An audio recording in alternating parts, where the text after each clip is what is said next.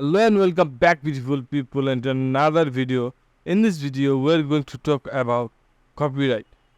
It's not actually copyright strike or copyright claim. It's YouTube Studio copyright. So how can we use it? I'm going to show you. I'm going to open my YouTube channel, and then we need to go YouTube Studio. After YouTube Studio, from here the left side you can see this copyright. We need to click on this. So this is actually channel copyright.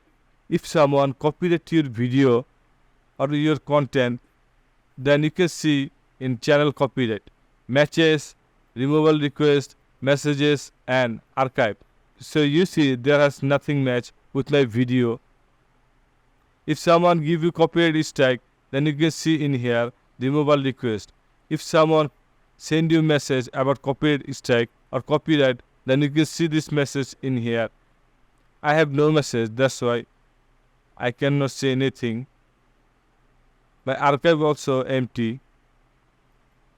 So first one is for your video, and second one if someone give you a copyright, and the third one if someone give you message, and fourth one is for archive. So guys, I hope you enjoyed this video and learn something new. If you learn something new, please like, share and subscribe this channel for more videos.